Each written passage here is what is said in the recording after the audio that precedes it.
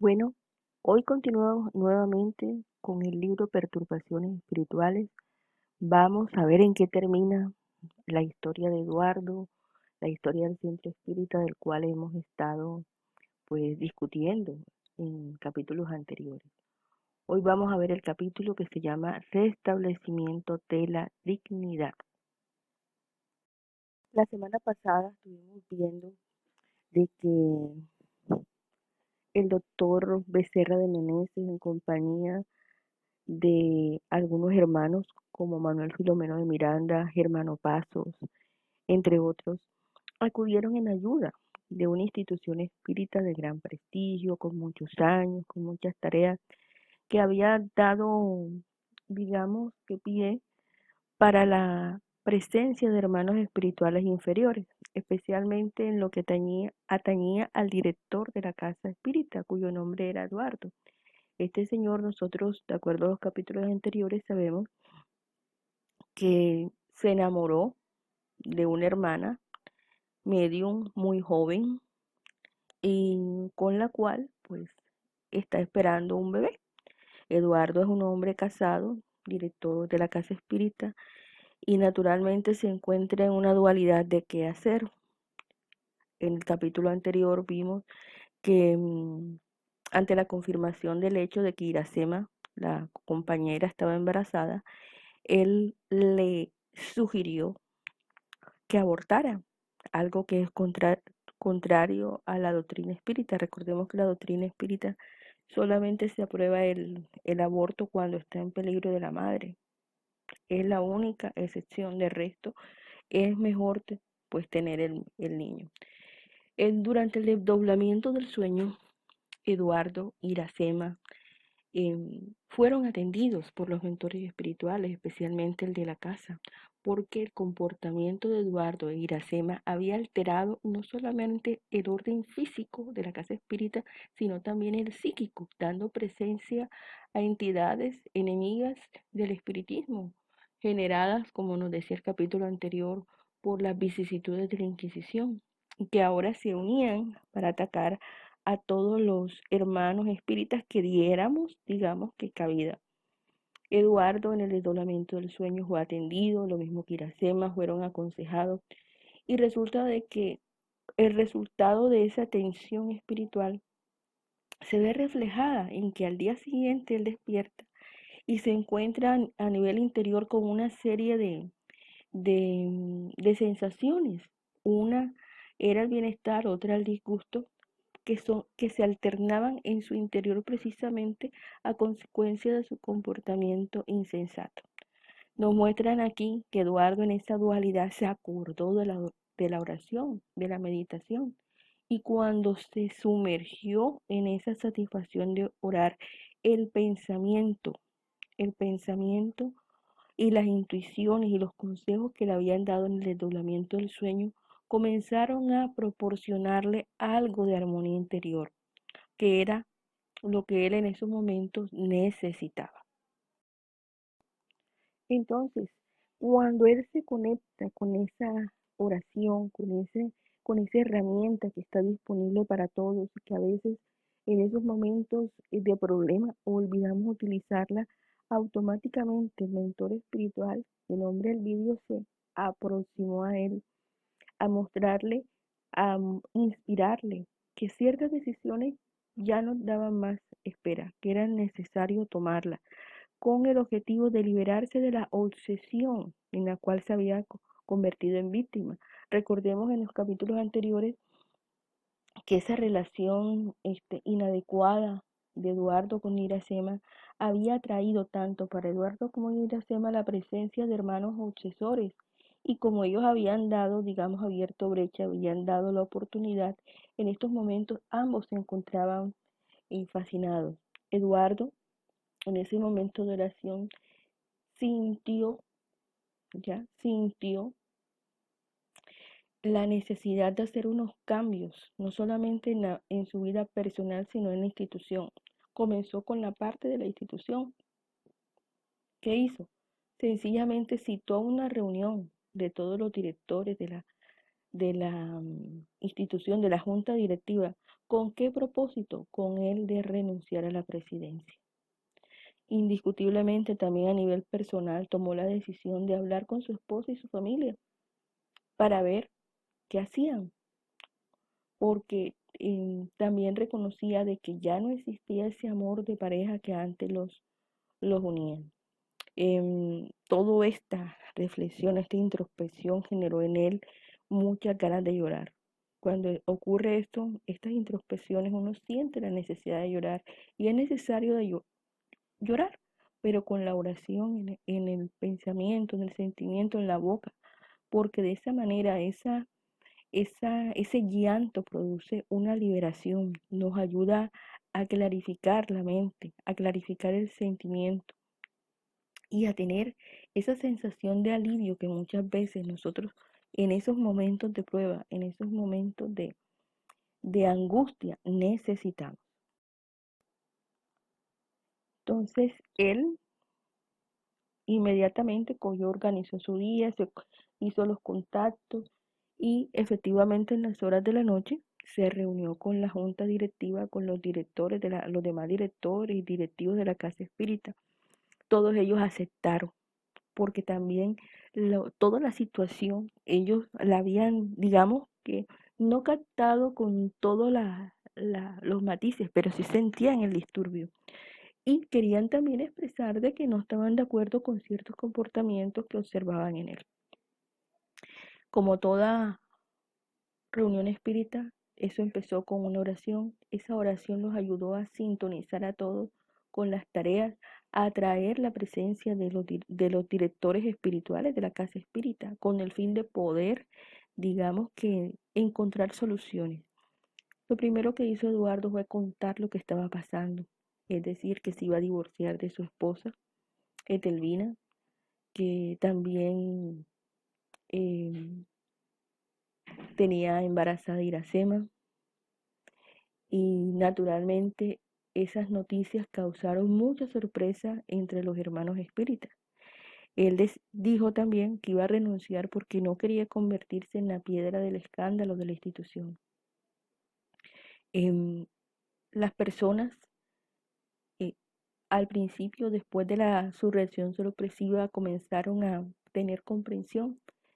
Incluso el mismo Eduardo con mucha humildad pidió la atención fraterna, el someterse como paciente a los diferentes tratamientos sucesivos de pases, de agua magnetizada con el fin de estar mejor.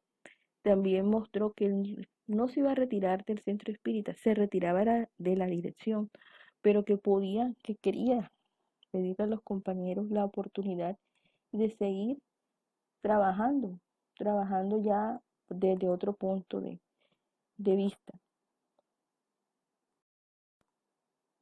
Como les comentaba, pues hubo muchas sorpresas, muchas sorpresas. Eh, Indiscutiblemente ellos recordaron, los compañeros espíritas, que en las sesiones mediúnicas los mentores espirituales los llamaban a la necesidad de la vigilancia, de la oración, pero ellos habían supuesto de que los atentados y las agresiones venían del exterior. Jamás pensaron que este llamamiento venía también por nuestro comportamiento en el centro espiritual. Y esa es una cosa que nosotros tenemos que tener presente. En estos momentos, en este libro nos muestran eso, que las mayores perturbaciones, los mayores problemas que se están presentando en el espiritismo no provienen del exterior, provienen del interior, es decir, de nuestro comportamiento, llámese falta de fraternidad, llámese falta de perdón, llámese luchas de egos, y nos están llamando a todos a hacer un alto en el camino y a reflexionar. ¿Qué estoy yo haciendo en la doctrina espírita? Si la estoy aplicando. Ahora algunos dirán, no, no se puede. Eso de aplicarlo 100% es imposible. Pero recordemos que en el mismo Evangelio según el Espiritismo nos piden sencillamente es el esfuerzo por transformarnos, por ser mejor. Entonces, eh, indiscutiblemente, toda esta situación es un llamado de atención para nosotros como como participantes, como simpatizantes, como trabajadores de la doctrina espírita, porque nos están mostrando casos reales que ocurrió en otra parte, pero esa es la primera cosa que uno tiene que reflexionar. Y si nos ocurriera a nosotros, si me ocurriera a mí, ¿qué haría? Después de contar todo lo que había pasado, pues la reunión terminó sencillamente decidiendo de que Eduardo dejaba la dirección, que uno de los vicepresidentes iba a tomar su lugar y, y también ocurrió algo más. El hecho de que Eduardo eh, expresara su sentir, el hecho de que Eduardo se desnudara, entre comillas, psicológicamente de lo que le estaba pasando ante sus compañeros, lo ayudó a liberarse de esa angustia, de ese fardo mental y espiritual que lo estaba consumiendo.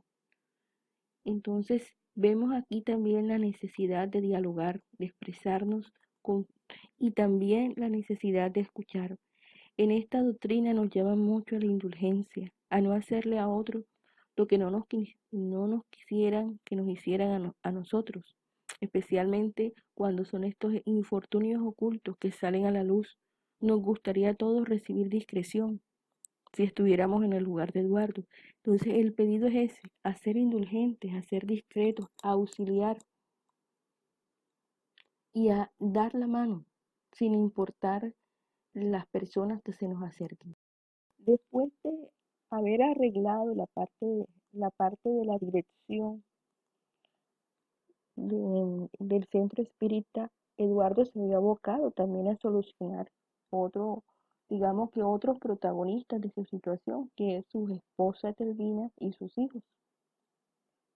Para esto, un domingo reunió a su familia, a toda su familia, tuvieron una comida y durante esa comida les puso lo que estaba pasando, les contó de, pues de que la situación con su esposa no venía bien de tiempo atrás y también contó, por ejemplo, o mejor dicho, realzó que su esposa se había mantenido como una mujer digna y fiel, que el que había fallado había sido él, que él iba a pedir de una forma equilibrada un divorcio, una separación, con el fin de ir normalizando las cosas en la familia. Indiscutiblemente, ninguna palabra, la palabra divorcio genera, digamos que, una confrontación interior, un rechazo, especialmente si los hijos están adultos, porque una de las preguntas es eso, o sea, ¿por qué después de tanto tiempo se van a divorciar? Esto generó un gran impacto. Los hijos inmediatamente pues lloraron ante la situación que estaban viviendo sus padres. La nobleza de la señora Telvina, es decir, la esposa de Eduardo, se vio reflejada en esos momentos porque ella cogió ah, ante, la- ante el relato que hizo su marido, concordó en la necesidad de divorciarse sin ninguna exigencia, porque ella también se había dado cuenta que hace mucho tiempo el vínculo que los unía como pareja había, digamos que había cambiado. Los hijos, especialmente la hija mayor con sus hijos, hizo una pregunta que toda persona que está en un proceso de separación hace. ¿Y si se dan otra oportunidad de volver a comenzar? Es decir, terapia de pareja, diálogo. Y resulta de que pues hubo una respuesta bastante demoledora de Eduardo ante esta inquietud. Y fue, y fue cuando él comenta con mucha emoción, con mucho miedo, es decir, con temblor, con una voz temblorosa, lo siguiente. Él le dice a su esposa y a sus hijos: no veo cómo volver a empezar. He sido infiel a mi hogar. Pese a que soy un miembro activo del movimiento espírita, mi conducta no coincide con las sublimes enseñanzas del Evangelio. Es decir, él reconoce el daño, que no, que ha hecho, que se ha hecho a sí mismo, que ha hecho a los demás, sencillamente por la falta de coherencia. Y continúa, he ido despertando la realidad que para mí estaba obnubilada por perturbaciones in- interiores y espirituales, y recientemente llegué a la conclusión de la necesidad de cambiar de conducta para redimirme mientras estoy a tiempo de los compromisos incorrectos a los que me he sometido. Es decir, toda esta situación que él ha vivido, que no ha sido agradable, lo ayudó a aterrizar, a ver qué es lo que estaba pasando, a reconocer que tenía problemas interiores y que era necesario tomar las riendas de su propia vida para poder cambiar mientras está a tiempo, que es algo que nosotros, es una lección que nos llama la atención. Nosotros muchas veces tomamos las resoluciones, pero no las ejecutamos a tiempo. Sencillamente, como sabemos que existe una nueva oportunidad a través de la reencarnación, las posponemos para la próxima. Eduardo nos está llamando la atención. Mientras estemos a tiempo, hagámoslo. Aguardo el perdón de todos, continúa, por lo que voy a exponer. Y aquí es donde dice, voy a ser padre y no podré abandonar a la joven a la que engañé ni a la criatura que tiene necesidad de nacer.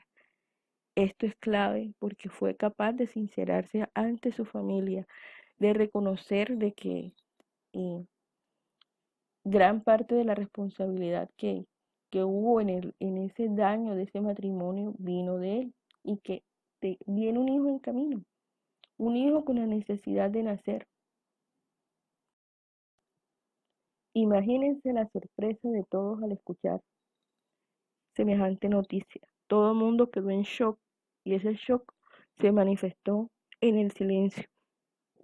Continuó comentando de que se aficionó a una mujer de la edad de su hija, muy joven, que cuando la embarazó, cogió y exigió que abortase la criatura.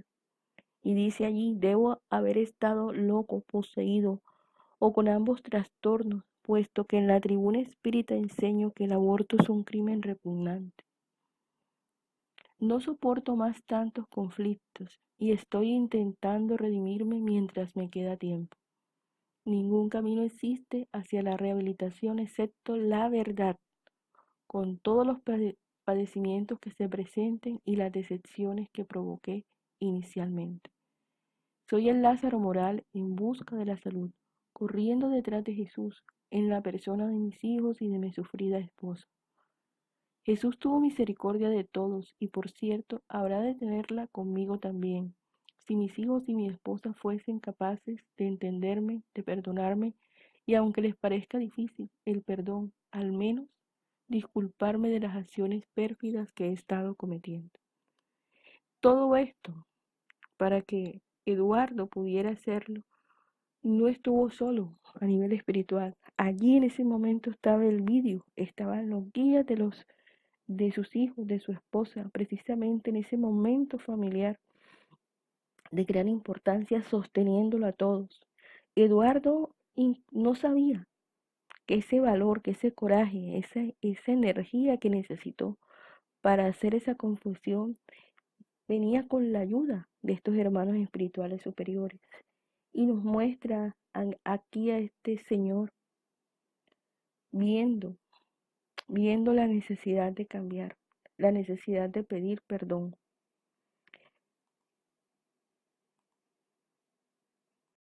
Ese caos, ese shock emocional que había en esa familia, fue doña Telvina, quien nos comentaban en el capítulo anterior, había sido, era la segunda vez que era la esposa de Eduardo, y era la segunda vez que Eduardo, cada vez que se encontraba con Iracema, pues generaban esta serie de conflictos en donde la señora Etelvina, pues en teoría salía perjudicada. Etelvina, al escuchar esa confesión, de ver la sinceridad de su esposa, reconoce de que ambos fracasaron en la relación conyugal, pero que ella ofrecía la fraternidad, la amistad, como un homenaje de los buenos momentos en que vivieron en agradecimiento también a los hijos que Dios les concedió y con toda la nobleza del caso aceptó la, la propuesta de divorcio, sin prisas y sin exigencias. Ante ese gesto de nobleza de la madre, los hijos comprendieron más, lloraron, porque toda esa situación generó dolor, pero también hubo comprensión. La importancia de la señora Termina aquí es crucial. El hecho de ella mostrar perdón, de mostrar su nobleza, de la vivencia espírita, porque, porque ella, al igual que Eduardo, eran espíritas, están en la doctrina, comprenden los postulados espíritas y ella mostró precisamente la aplicación que le faltó a Eduardo ante estos momentos. ¿Y qué sucedió allí? En ese momento la familia otra vez volvió a recordar la oración, los intuyeron y hicieron una oración de agradecimiento a Dios pidiendo su unión permanente, la unión a través de la honestidad, del amor, a través del perdón. Y en ese momento en que ellos oraban como familia, estaban todos los espíritus superiores auxiliándolos, recibiendo, dándoles paces y ellos recibiéndolos, colaborando en esa oración tan bonita de agradecimiento en ese momento duro de prueba. Y por consiguiente, esa oración ayudó a que la psicoesfera espiritual en donde estaban mejorara, hubiese una transformación, ese sentimiento de comprensión, de vivencia de la doctrina espírita ayudó a que Eduardo, que se encontraba en dificultades, digamos que encontrara también una luz en el camino para estar mejor. Por ese lado, parte de la situación comenzó a arreglarse.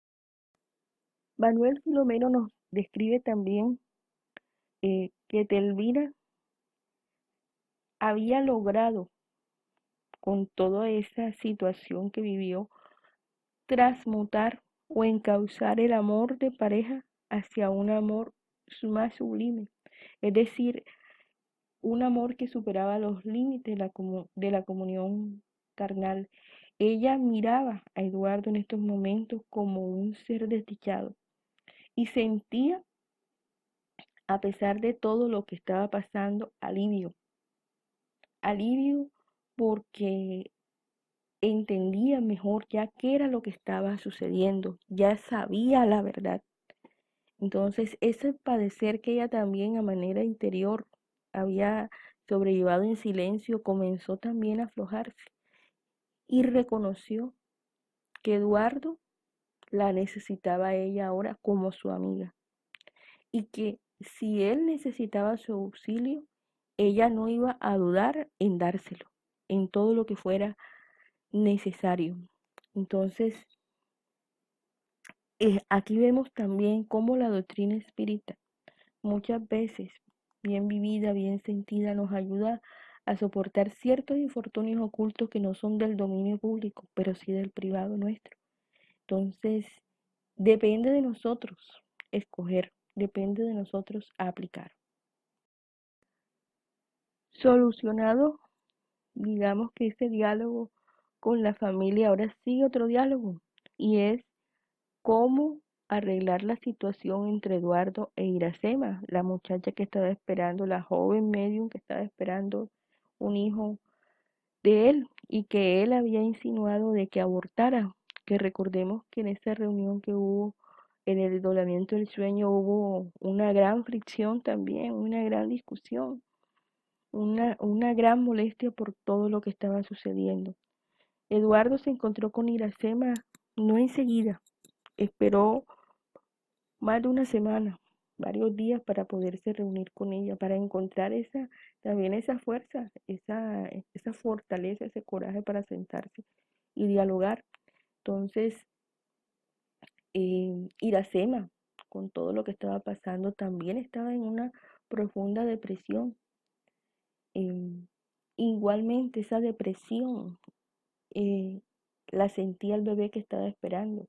El bebé sentía el rechazo de Eduardo como su padre y estaba generando a nivel físico en Iracema una serie de inconvenientes. Sin embargo, Iracema tampoco estuvo sola. Germano Pasos, uno de los hermanos espirituales que estaba allí colaborando,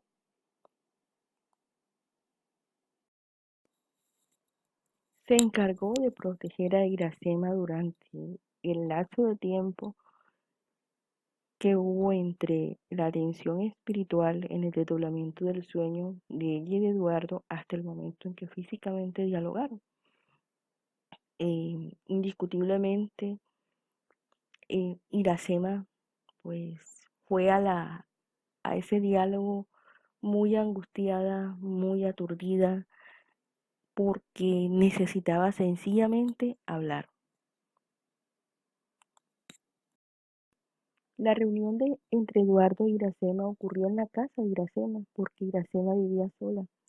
Allí fueron los dos y pues ella comenzó a notar el cambio en el trato que había de Eduardo hacia ella, de la hostilidad y de la grosería con la que fue tratada las últimas veces. Encontró a un compañero que la trataba con mucha amabilidad. Ante, digamos, esas preguntas de qué pasó silenciosa que ella pensaba pero no expresaba, Eduardo empezó a dar una explicación y comenzó diciendo: he estado haciendo acopio de energía para este intento, es decir, para este diálogo, que marcarán el comienzo de nuevos rumbos en nuestra existencia. A partir de un sueño en el que me había envuelto por entidades de las sombras y luego liberado por los benefactores espirituales, algo profundo me ocurrió. Aquí estoy para ratificarte mi amor y mi devoción, incluso asumiendo la responsabilidad de nuestro hijito, a quien en poco tiempo más tendremos en nuestros brazos. Pues indiscutiblemente estas palabras tomaron y la actitud de Eduardo por sorpresa y Iracema, porque ella se preguntaba pues, qué habrá pasado en ese sueño que lo hizo cambiar. Y no podía creer que el hombre que ahora la trataba con tanta amabilidad había sido el que le había dicho que abortara. Entonces, ya con más calma, ella preguntó qué había sucedido y Eduardo comentó que ya había renunciado a la dirección de la casa espírita y que había pedido y había aceptado Edelvina el divorcio, que había contado la situación de él con Iracema, que estaba esperando un hijo.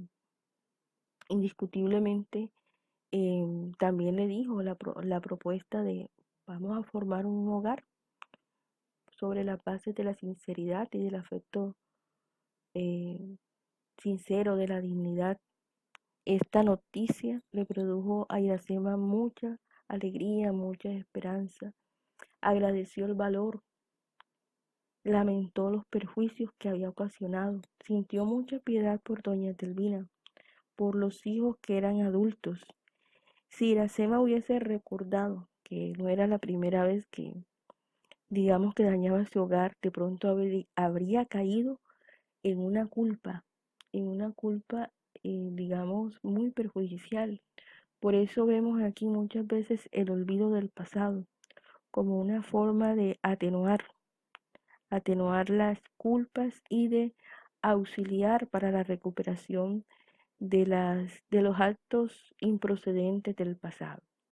Al sentirse amparados, tanto Iracema como Eduardo hicieron un evangelio allí en el hogar porque reconocían las bendiciones que estaban dándoles.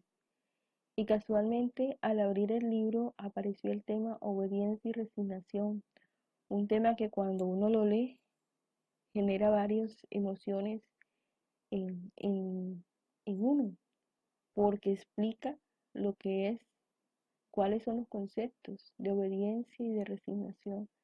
Y esos conceptos lo tocan a uno porque no son estáticos, sino dinámicos. Y nos conmueven esos temas, porque nos llaman al fortalecimiento de la fe, nos llaman a tener coraje ante los desafíos, a tener coraje cuando nos estamos poniendo a paz y salvo con la justicia divina. Y también a saber que cualquier violación de esta, tarde o temprano, nosotros tendremos que asumir las consecuencias, que de pronto eso es algo que no nos gusta. Al respecto de todo esto, Manuel Filomeno nos dice lo siguiente que vamos a leer textualmente. Nos dice, las opiniones de las personas amigas son como terribles armas que se utilizan para exigir al prójimo una conducta superior, como si estuvieran vestidos con la túnica nupcial de la elevación y de la ausencia de errores.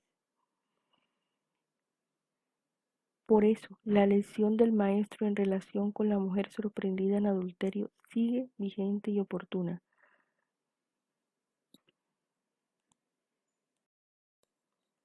Y esa lección que nos dejó el maestro es, quien esté libre de pecado, error y culpa, que le arroje la primera piedra. En el proceso evolutivo de todos nosotros siempre registramos las equivocaciones y las fascinaciones por el error, porque estamos impregnados de los antiguos vicios que portamos de reencarnaciones pasadas. Nosotros como seres humanos tenemos una tendencia instintiva a censurar los errores ajenos. Es nuestra primera reacción. Es raro que cuando vemos un error seamos capaces inicialmente de revisarnos a nosotros mismos qué tanto aportamos para que ese error se generase. Entonces, nos están llamando, como nos dice aquí Manuel Filomeno, a ser indulgentes. Recordemos que ser indulgente no es esconder los problemas, no es, no es no ser sincero, por el contrario, ser indulgente hay que decir las cosas como son, como se presentan, pero rodeadas, como nos pide Juana de Ángeles, con amor. Las verdades tienen que decirse con amor. Y nos recuerda, todos cometemos errores. Y si nosotros queremos que nos den indulgencia, tenemos que primero ser indulgentes con nosotros, con los demás. Entonces, nosotros vamos a medir nuestro nivel de mejoramiento espiritual con la forma en que miramos los errores ajenos. Cuando tenemos comprensión con la persona, con ese proceso de crecimiento que es individual para cada uno de nosotros, y nosotros no pasamos a la censura, sino que hacemos lo que hizo Jesús, dar la mano para auxiliar, estamos allí avanzando por el camino correcto. Pero cuando nos quedamos solamente en la censura, cuando en vez de dar una solución, seguimos, digamos que arrojando piedras con la crítica, con la maledicencia, con, con ampliar o divulgar la situación, estamos por el contrario retrocediendo. Nos hablan aquí del vestido nupcial. Recordemos que el vestido nupcial es el periespíritu y precisamente es en nuestro periespíritu que nosotros escribimos nuestras experiencias y nos piden todas esas experiencias negativas de crítica, de maledicencia hacia los demás, convertirlas o reescribirlas con comprensión, con abnegación, con humildad, cosas que están disponibles para nosotros en este planeta, siempre y cuando nos decidamos a realizarlas. Precisamente nos dice también cómo vestirnos con el vestido adecuado para esa fiesta nupcial. Recordemos que esa fiesta nupcial es entrar o descubrir a Dios en nosotros. Y nos dice, felices son todos aquellos que reconocen su propia vulnerabilidad e intentan ser hoy mejores que ayer, que buscan superar las malas tendencias y a través de los mecanismos de la austeridad y del buen proceder, se van liberando de las llagas morales, portadoras de desdicha, con el coraje para ascender las cumbres doradas de la vida, a fin de respirar el oxígeno puro del amor y de la caridad.